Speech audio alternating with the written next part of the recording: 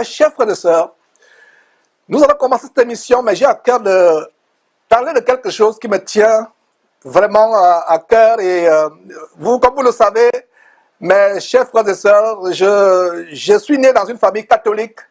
J'ai passé les premières 20 années de ma vie, je peux dire, je ne sais pas si c'est les premières 19 ans ou 20 ans, environ les premières 20 années environ de ma vie dans cette abomination catholique. À l'époque, je ne savais pas que c'était une abomination. Le culte marial, le culte de Marie, le culte des anges, l'adoration des statues, se prosterner devant les statues, je ne savais pas que c'était mauvais. Jusqu'au jour où, en 1987, il y a plusieurs années de cela, je m'apprêtais à aller à l'université quand l'enfant têtu, rebelle, a rencontré le Seigneur Jésus-Christ. Et je me suis séparé de l'abomination catholique dans laquelle j'ai grandi. En fait, mes parents étaient catholiques et non seulement ils étaient catholiques, ils étaient animistes. En réalité, un vrai catholique est un animiste parce qu'il n'y a pas de différence entre l'animisme et le catholicisme. Et outre que les deux mots terminent par isme, il y a un lien qui est l'adoration des idoles, l'adoration des faux dieux, de plusieurs dieux.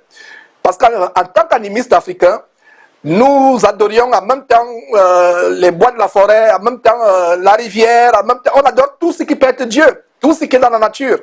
On attribuait Dieu à tout ce qui bougeait, qui était dans la nature, que ce soit les arbres, que ce soit les animaux, etc. En même temps aussi, ma famille professait d'être catholique.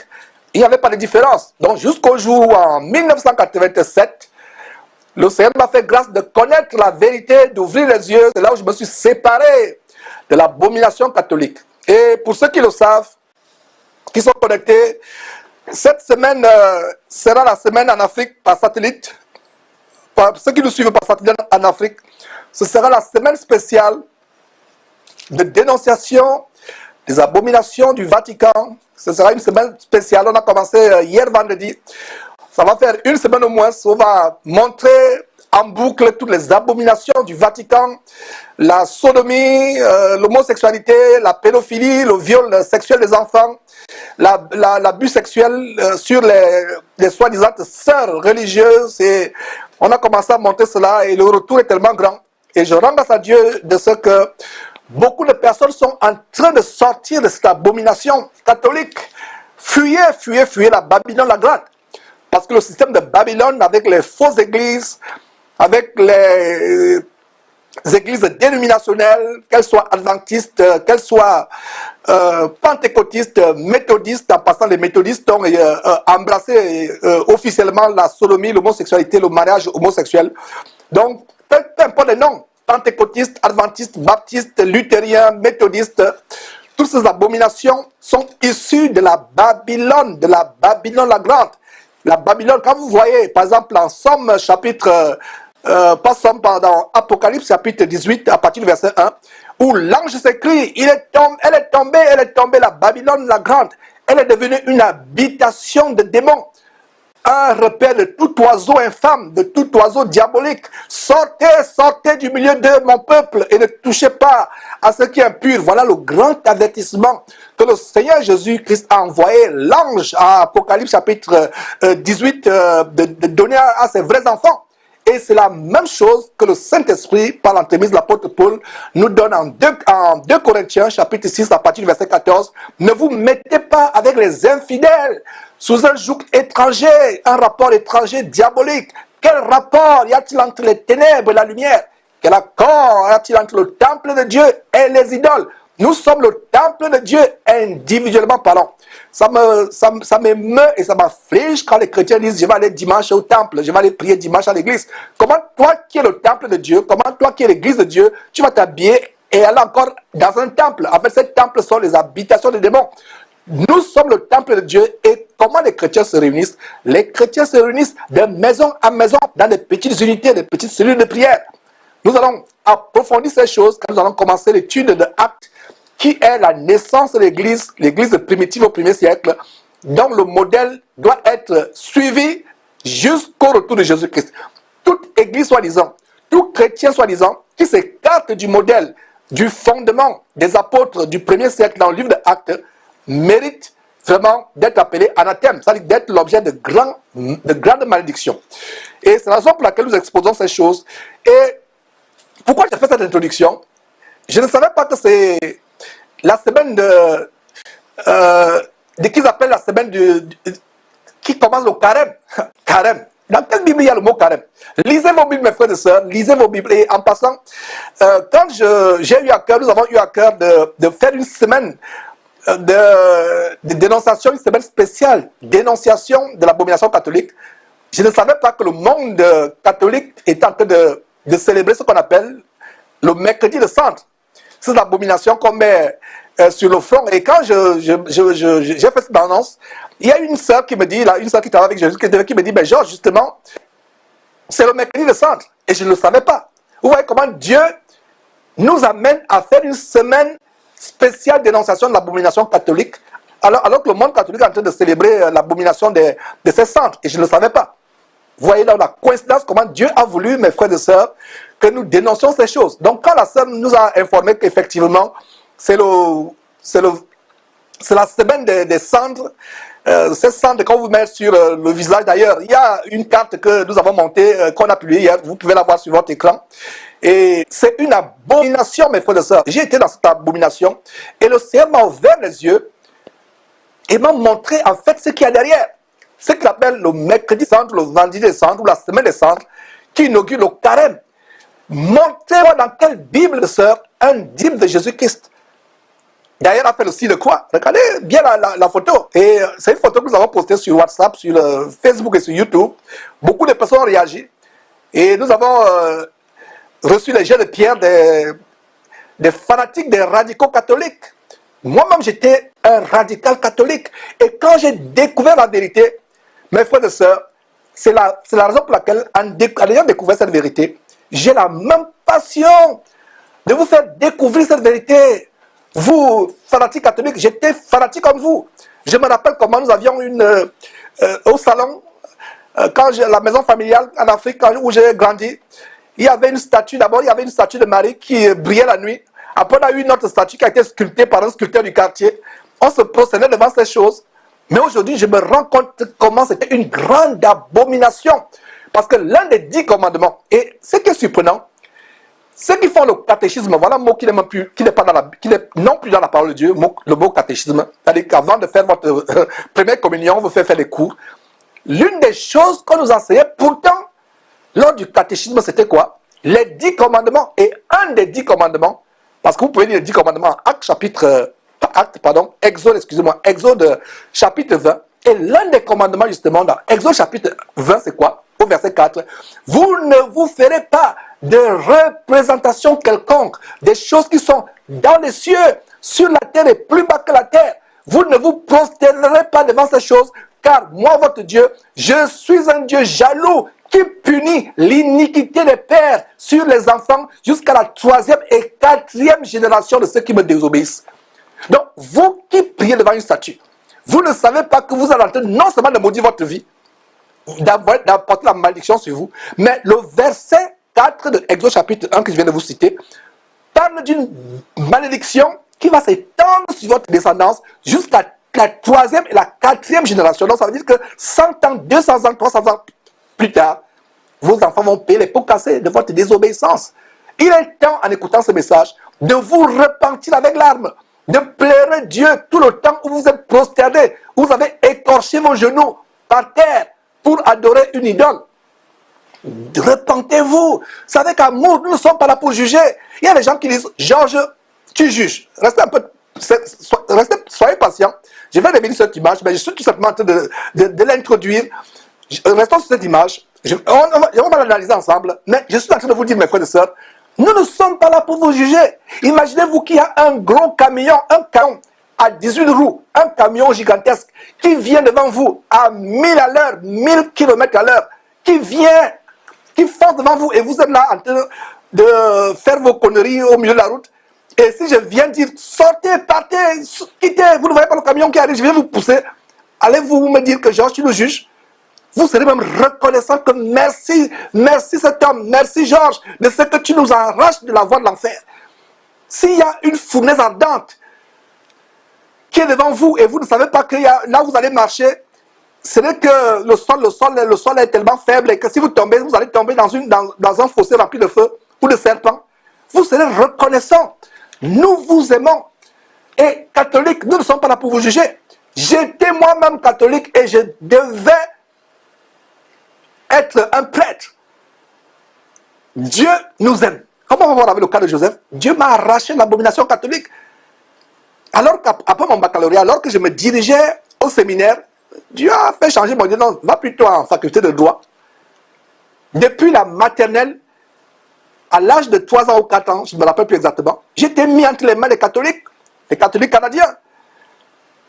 L'école primaire, c'était les catholiques canadiens, les catholiques, je ne sais pas si c'était canadien, mais les catholiques. Après mon certificat d'études primaires, je suis allé au collège, c'était les catholiques canadiens toujours. Après le BPC, je suis allé au lycée, c'était les jésuites. Là encore, c'est même le niveau plus diabolique du catholicisme, les jésuites. Donc pendant 3 ans ou 4 ans, j'étais chez les jésuites. Là encore, c'est le niveau tellement élevé dans l'exotérisme. Et vous allez me demander, Georges, comment tu sais toutes ces choses qui sont sur cette carte? Mes frères et sœurs, j'y étais, et je sais de quoi je parle. La cendre qu'on met sur votre visage, comme vous voyez, la cendre qu'on met, c'est la cendre des morts. Faites vos recherches. On va vous dire que c'est les rameaux qu'on a brûlés. Quel rameau étiez-vous là quand on brûlait ces rameaux? On a brûlé ça devant vous. Ça, c'est les cendres des morts. Qu'est-ce qui se passe quand un prêtre, un catholique meurt? On le momifie pour l'exposer ou l'enterrer, soit l'exposer, soit l'enterrer dans la cathédrale de la chapelle. Et il y a certains organes qu'on collecte, que ce soit les organes internes et autres, qu'on brûle. C'est cette cendre-là qu'on applique sur votre visage. Et pourquoi votre visage? C'est pour ouvrir votre troisième œil inconsciemment. La plupart des prêtres sont des sorciers, ils font la magie. Et si un prêtre est sérieux, il va vous dire que nous faisons la magie juive, nous faisons la magie kabbalistique juive, nous faisons toutes sortes de magie, la magie hindouiste, nous faisons toutes sortes de magie. Et quand on vous met cela sur le front, c'est la mort qu'on inscrit, en fait, on inscrit sur votre front, de manière symbolique, le signe, le chiffre de la bête 666, dont l'Apocalypse parle, sur le front. Sortez de la Babylone la grande. Mes frères, c'est avec amour, il n'y a pas plus grand amour que d'avertir. Donc quand on vous met ça sur le front, vous pensez que c'est des choses normales. Ce n'est pas normal. Jésus a-t-il brûlé les rameaux et mis ça sur les fronts des gens?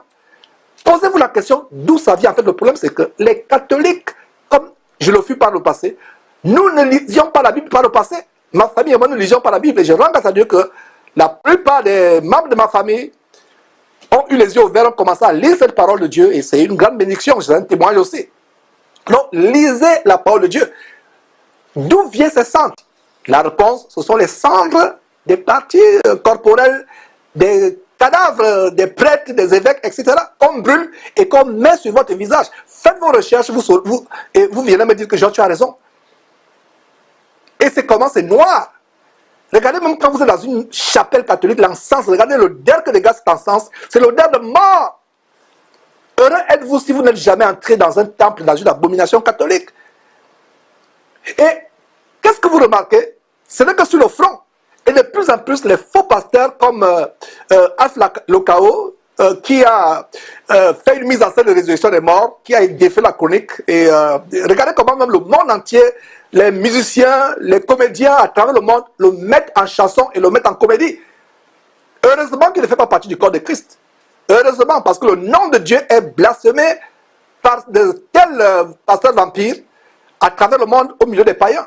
Mais je lance un appel aux païens pour dire que les gens comme Lokao ne sont pas chrétiens comme nous. Ils utilisent le nom de Jésus-Christ, ils utilisent la Bible pour s'engraisser, pour s'enrichir, pour monter les empires.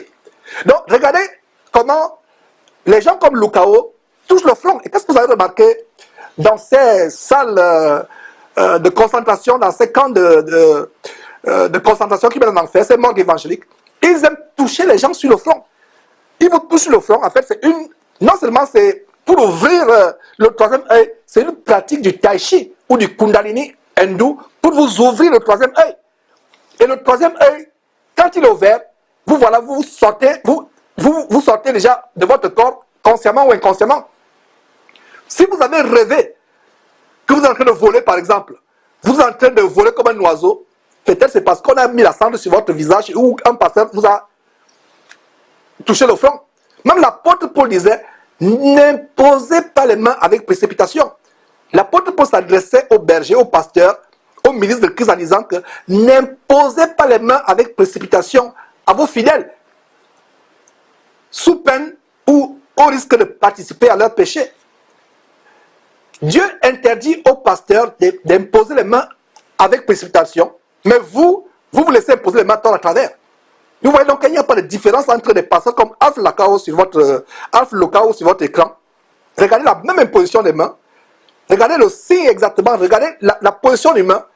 Comme si c'est un serpent qui mordait le visage de quelqu'un. C'est comme ça que les prêtres mettent la cendre sur le visage. Et c'est comme ça que les Alf Lokao et autres, Karambiri, Castano et autres imposent les mains. Les Marcelo Tunassi et autres imposent les mains aux gens. À tort, à travers, ils imposent les mains. Donc, voilà les choses que nous voulions montrer. C'est la mort, la mort. On vous impose les mains, on vous ouvre le troisième œil, et vous voilà, vous commencez à faire des rêves, vous devenez sorcier inconscient. Parce qu'il y a des sorciers inconscients. Il y a des gens qui me disent, Georges, je rêve souvent comment je mange la nuit avec des personnes que je ne connais pas. Je rêve souvent que je suis comme un oiseau, etc. Peut-être réfléchis, mon frère, ma soeur, si on ne t'a pas mis cette cendre comme on me l'a mise par le passé. Réfléchis si tu n'as pas reçu cette cendre ou si un pasteur comme un flacon ne t'a pas touché le front. Même en Afrique, pour les Africains, vous qui me suivez, les mamans africaines qui me suivez actuellement, vous mamans africaines qui me suivez actuellement, maman africaine, pardon, qui me suivez actuellement, quand un bébé vient de naître, n'est-ce pas qu'on défend maman aux gens de toucher la fontanelle ou le front du bébé? N'est-ce pas? En Afrique, on va vous dire, je me rappelle ma maman qui disait ne touchez pas le front, c'est là où les sorciers mettent la sorcellerie. Un enfant nouveau-né, vous êtes surpris qu'à 6 ans, 3 ans, il commence à faire la sorcellerie. Pourquoi? Parce qu'on a touché le front. Oh, pasteur, impose-moi les mains. Ah, le pasteur est passé, ne m'a pas imposé les mains. Si ce faux pasteur est passé, ne t'a pas imposé les mains, c'est parce que Dieu est avec toi. Votre fontanelle ou bien votre tête, ne permettez à personne de toucher votre tête. C'est là où ils ouvrent. Regardez un peu sur votre écran, le troisième. Et d'ailleurs, allez suivre l'émission où nous dénonçons Alf Lokao. C'est là où nous avons tiré cette image. Vous allez voir comment je démontre comment Alf Lokao, en fait, ouvre le troisième œil.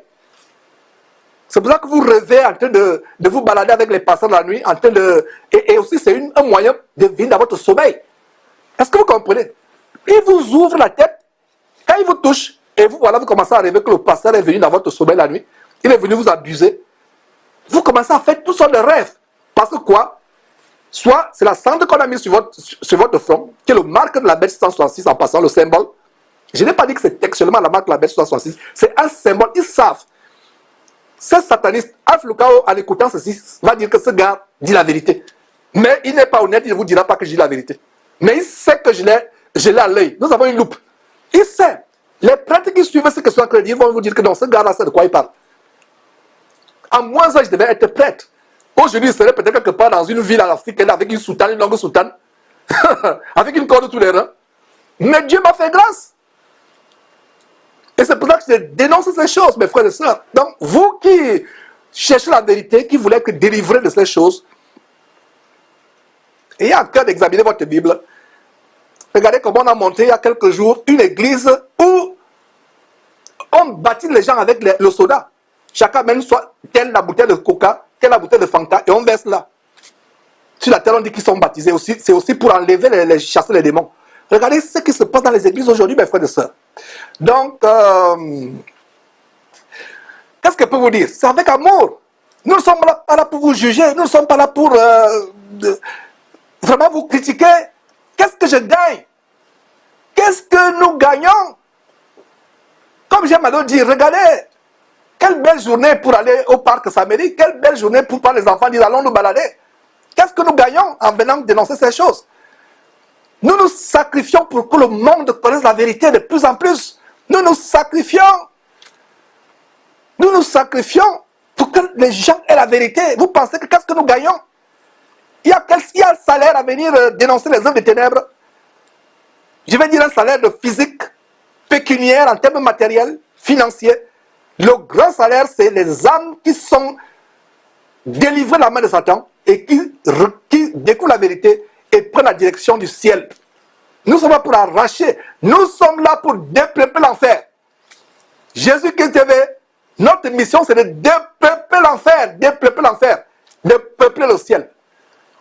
Nous arrachons les âmes, et c'est pour ça que vous comprenez cette hargne, cette passion, cette passion infatigable de dénoncer ces choses. Voilà, parce que nous voulons dépeupler le camp de Satan.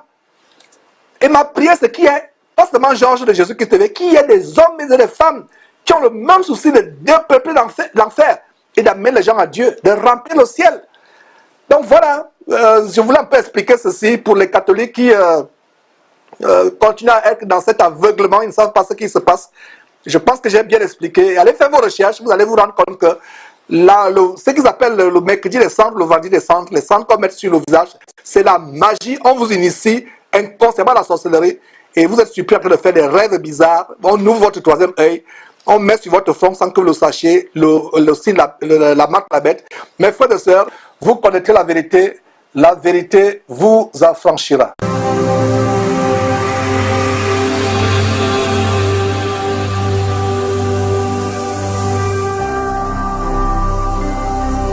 Jésus-Christ TV, vous connaîtrez la vérité et la vérité vous affranchira.